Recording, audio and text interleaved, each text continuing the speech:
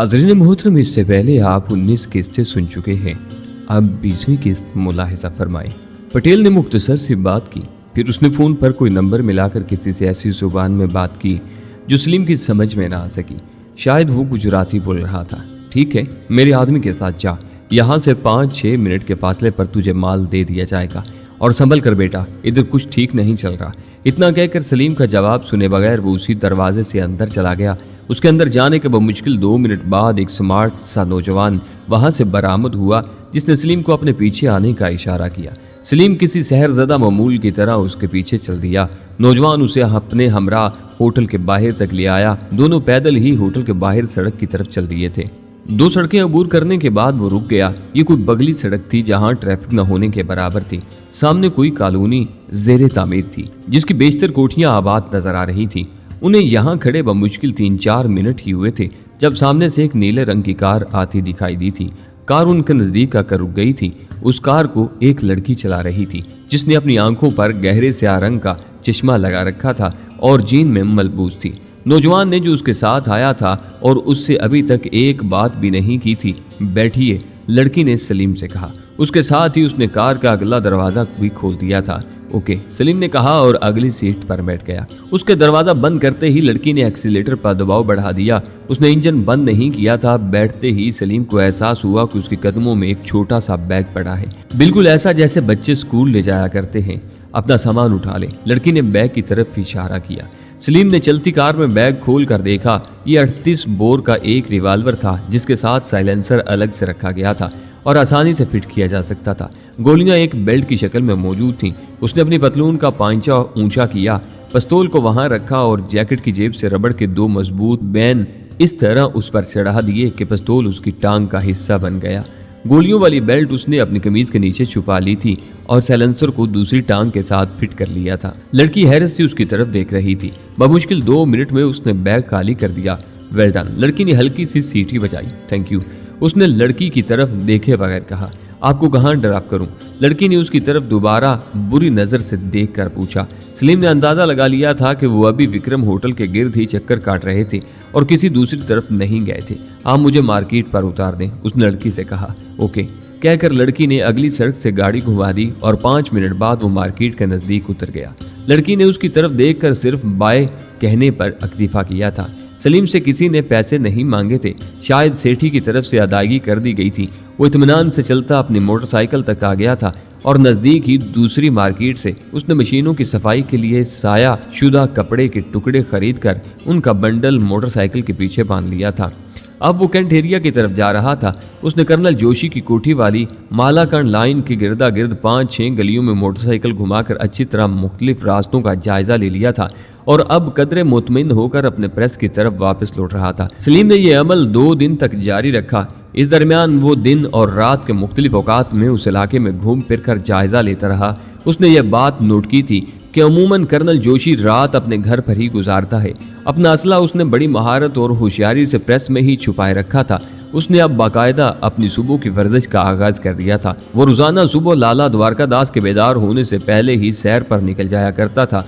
लाला द्वारका दास को कभी इस बात का इल्म न हो सका उसने किसी बाग में सैर नहीं की थी। वो तो रोजाना सुबह अपने घर से कर्नल जोशी के घर तक 5-6 किलोमीटर का फासला दौड़ कर तय किया करता था। इस दरमियान उसने अपनी स्पीड काफी बढ़ा ली थी और अब वो अपना होमवर्क मुकम्मल कर चुका था। आज उसने अपना पिस्तौल और बाकी सामान बड़ी होशियारी से प्रेस से अपने कमरे में मुंतकिल कर लिया था। सुदर्शना की तरफ से सिर्फ एक फोन आया था कि वो लोग बखैर आफियत अपने ठिकाने तक पहुंच गए हैं और उसकी तरबियत जारी है। उसी रोज रात के खाने पर देर गए तक वो सुदर्शना की बातें करते रहे। फिर रात ढले सोने के लिए सब अपने अपने कमरों में चले गए। सलीम ने भी अपने कमरे की लाइट हस्बे साबिक बुझा दी थी, लेकिन वो अपने ट्रैक सूट में मलबूस पलंग पर लेटा छत को घूर रहा। कभी कभी दीवार पर लगे क्लाक पर नजरें दौड़ा लेता। बिलाखिर वो घड़ी आ गई जिसका उसे इंतजार था। उसकी हालत शिकार की तलाश में सरकर्दां चीते की सी हो रही थी। बिल्ली की तरह अपने पंजों पर चलते हुए उसने दोबारा अपने कमरे का दरवाजा खोला और एक मर्तबा फिर उस इत्मीनान के बाद कि अब घर वालों के सुबह से पहले बेदार होने का कोई चांस नहीं रह गया, अपने कमरे में वापस लौट आया। उसने सुबह की सैर बाकायदा शुरू कर दी थी और लाला द्वारका दास से कह दिया था कि वो इनके साथ इसलिए सैर पर नहीं जा सकता कि उसने 2 घंटे मुसलसल जॉगिंग करनी होती है और अपने मार्शल आर्ट्स की प्रैक्टिस भी। लाला द्वारकादास ने उसकी बात समझकर सर हिलाते हुए कहा था कि वाकई वो इसका साथ नहीं दे सकते। यूं भी सुबह की सैर में कोई किसी का साथ न दे तो ही बेहतर है, क्योंकि उनका ख्याल में इसी तरह आदमी वर्जिश कम और आपस में बातें ज्यादा करता है। बाहर वाले दरवाजे की एक डुप्लीकेट चाबी उसे मिल गई थी और लाला जी को इल्म था कि वो इनसे पहले वर्जिश के लिए जाता है और बाद में वापस लौटता था। उन्होंने घर की एक चाबी अपने पास, दूसरी सुदर्शना और तीसरी सलीम को सौंपी हुई थी, क्योंकि अब काम के सिलसिले में उसे अक्सर देर सवेर से घर आना पड़ता था। काम इतना ज्यादा हो गया था कि कभी कभी उन्हें प्रेस की दूसरी शिफ्ट चलानी पड़ती थी और रात के दूसरे पहर वापस लौटता था, जब घर के बाकी लोग ख्वाब खरगोश के मजे ले रहे होते। इस हालत में वो किसी की नींद खराब करने का कायल नहीं था। गुज़िश्ता 2 दिनों में उसने अपना होमवर्क मुकम्मल कर लिया था। उसकी ये गलत फहमी भी दूर हो चुकी थी कि कर्नल की हिफाजत का कोई खास बंदोबस्त नहीं। इस बात में कोई शक नहीं था कि कर्नल जोशी के हमसाए में रहने वाले फौजी और सिविलियन अफसरान उसे सिर्फ फौज के कर्नल की हैसियत से जानते थे, लेकिन राह ने अपने इस होनहार ऑफिसर की हिफाजत से कभी गफलत नहीं बरती थी। 24 घंटे सादा वर्दी में मलबूस आर्मी के 3-4 कमांडोज उसके घर नौकरों के भेस में पहरा दिया करते थे।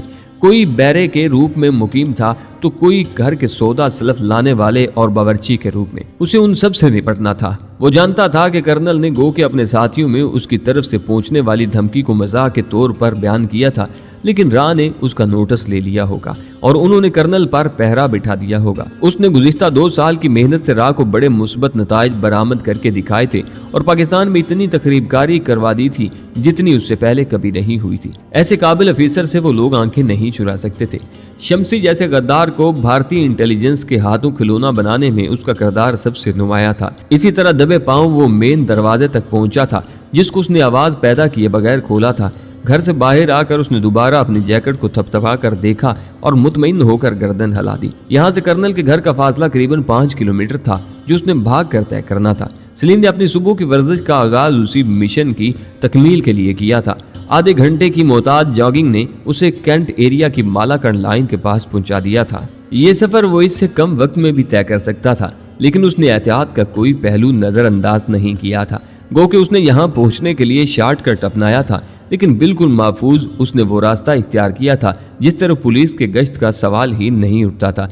तरबियत याफ्ता कमांडोज की तरह उसने एक मरतबा फिर घड़ी की सुइयों पर नजर दौड़ाई।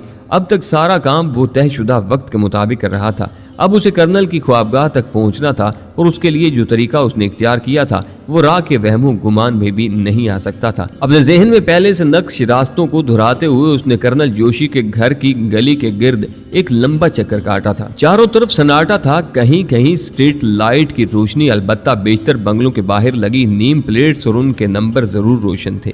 थोड़ी देर बाद वो कर्नल जोशी की कोठी के पिछवाड़े से मुल्हिका कोठी की दीवार के पास खड़ा था।